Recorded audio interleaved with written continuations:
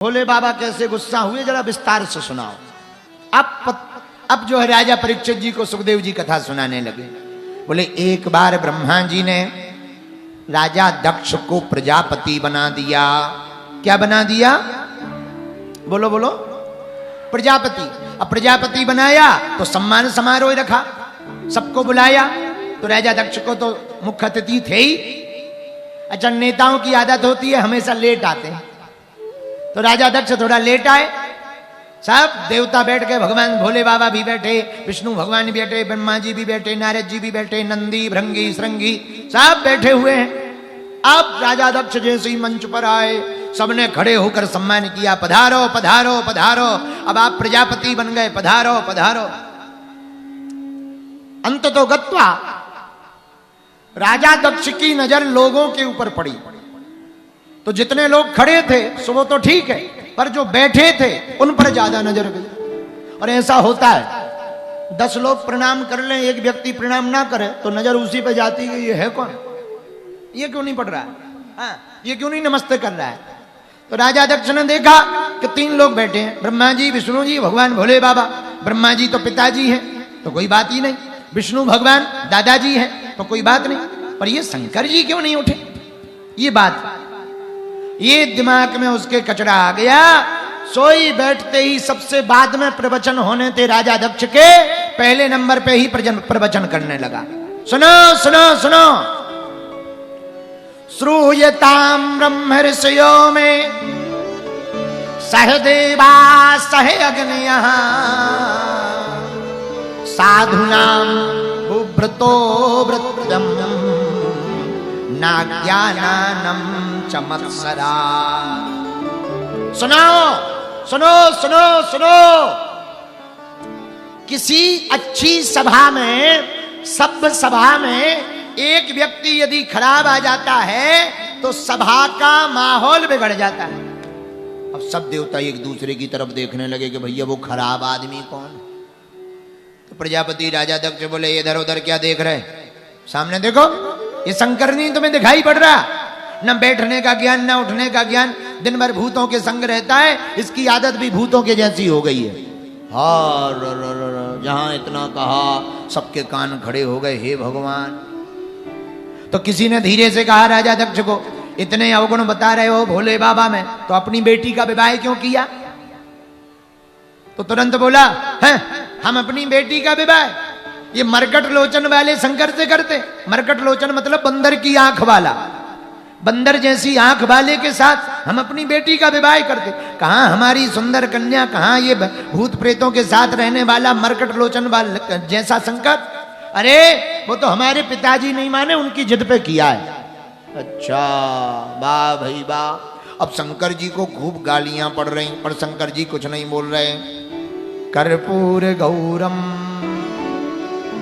करुणावतारम संसार सारम भुजगे। क्यों?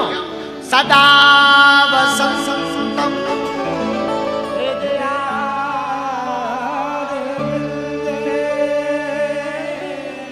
भवम भवा सहितम।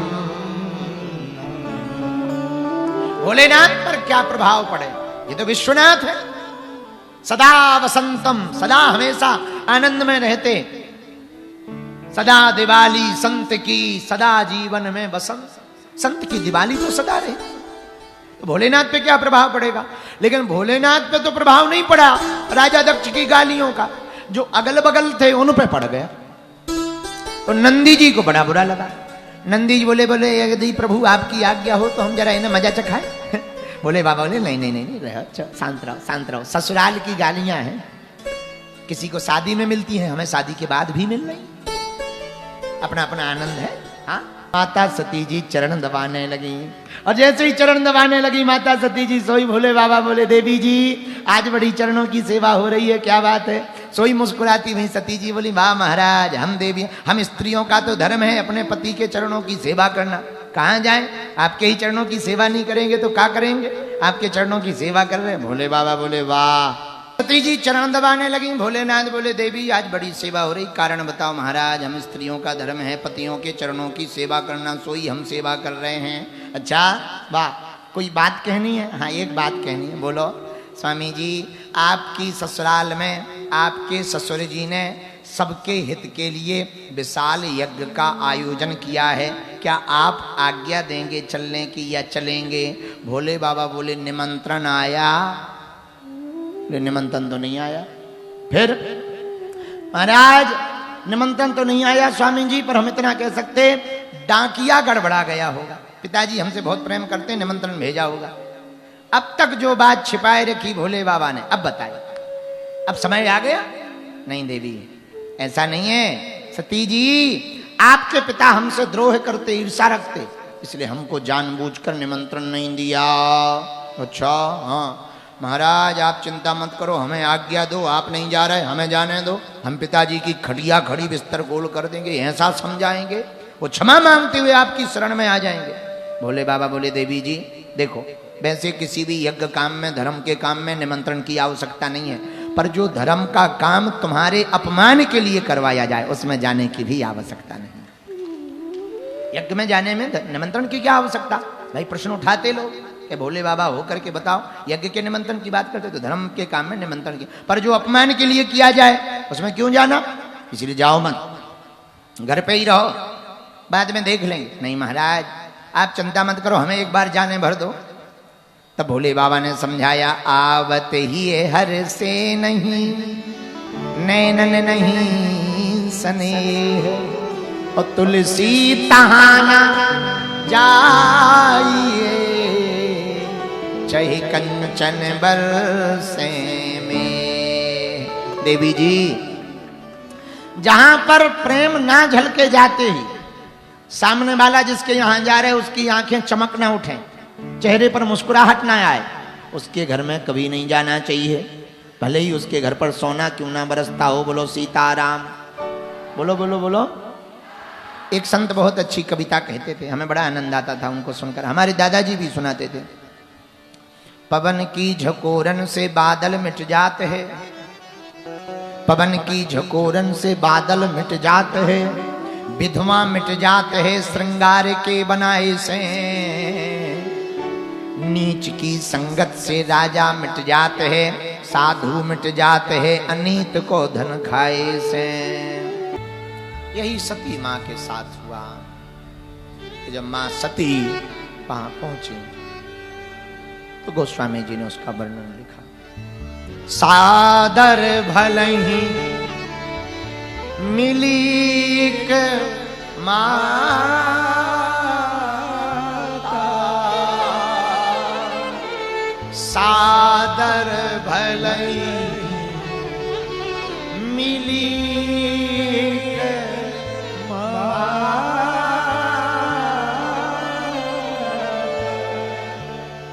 भगिनी मिली बहुत मुस्काता,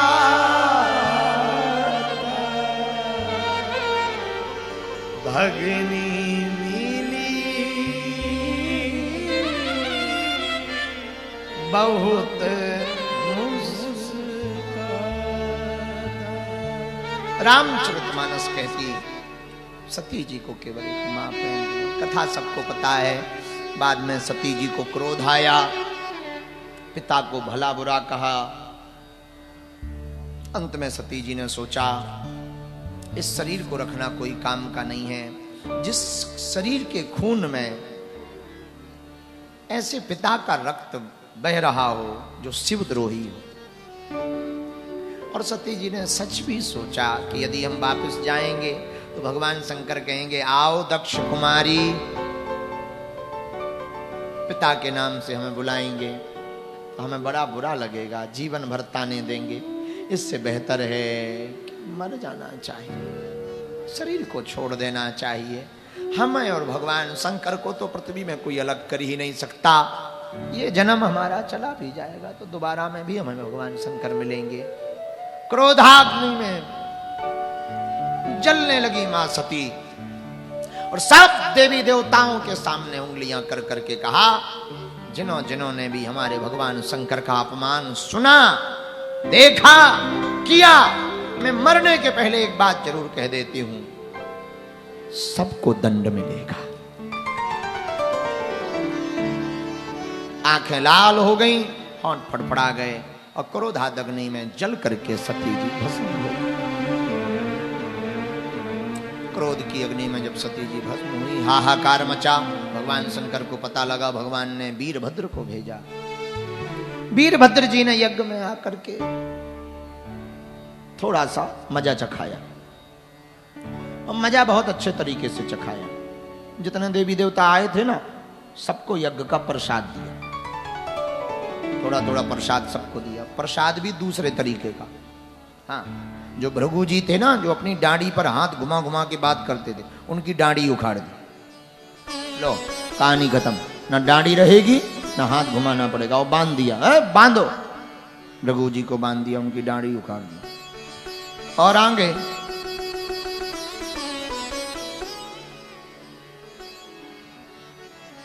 भूत प्रेतों के साथ वीरभद्र जी बढ़े।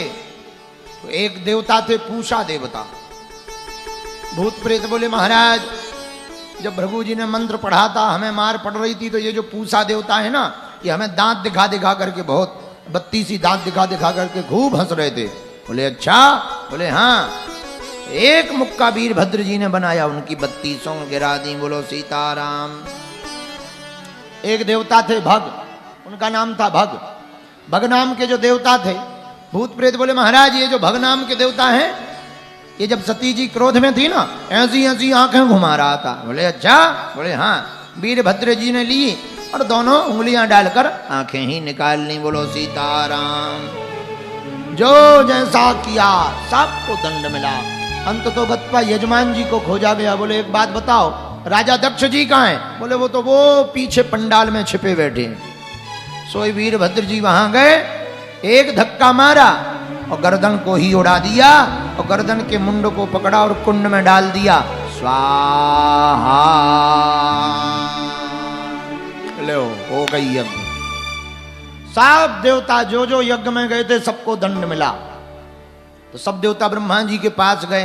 किसी की आंखें चली गई, कोई काना हो गया, किसी की डांडी उखड़ गई, किसी के दांत गिर गए। ब्रह्मा जी के पास गए, बोले महाराज, हम लोगों की तो बड़ी दुर्दशा हुई, यज्ञ में अच्छा काम करने गए थे, शरीर तोड़वा कर आ गए। ब्रह्मा जी बोले एक बात बताओ, जब हम नहीं गए, शंकर जी नहीं गए, विष्णु भगवान नहीं गए, तो तुम क्यों गए? अरे बोले महाराज, हमें लगा सम्मान की बात है, भोजन की बात है, बढ़िया मालपुआ मिलेंगे, रसगुल्ला मिलेंगे, सो चले गए। ब्रह्मा जी बोले और खाओ रसगुल्ला, बड़ा रसगुल्ला का शौक चढ़ा है, लो जाओ खाओ और 32 ही तोड़वाओ। महाराज अब भूल हो गई, सो हो गई, अब ना होगी। अब महाराज पर एक काम कर दो। बोले क्या? बोले भोले बाबा को शांत करा दो, वरना अभी तो कुछ भूत प्रेत भेज के ही हालत की, कहीं नंदी को ना भेज दें तो मार सींग दुर्दशा करवा दें, उनको शांत करवाओ। ब्रह्मा जी बोले भैया है तो बड़ा कठिन, पर हम अकेले नहीं चल सकते, तुम भी चलो। भूत देवता बोले महाराज हम चलेंगे तो, पर एक शर्त है। बोले क्या? बोले आप आगे हम पीछे। आप आगे रहो कि पता लगे वो हमको देख करके नाराज हो जाए, क्योंकि अभी अभी उनकी घरवाली जी भस्म हुई, उस चक्कर में कहीं टेंशन में ना हो, लेकर के त्रिशूल दौड़े कि यही वो लोग हैं जिन्होंने ये तमाशा बनवाया है, बड़ा हालत खराब हो जाएगी। ब्रह्मा जी बोले नहीं नहीं ऐसा कुछ नहीं होगा, समझदार हैं वो, चलो। सब भगवान शंकर जी के सामने खड़े भाई ब्रह्मा जी देवता। ब्रह्मा जी को देख करके भगवान भोले बाबा मुस्कुराए, कहो आओ महाराज आओ पधारो, आओ ब्रह्मदेव पधारो पधारो। इधर जब सती जी ने प्राण त्यागे थे, तो प्राण त्यागते त्यागते कहा था कि हे भोलेनाथ, हम अपने प्राणों को त्याग तो रहे हैं, पर दूसरा जन्म में हम यही कहेंगे कि दूसरा जन्म मिले तो आप ही हमें पति के रूप में प्राप्त हो।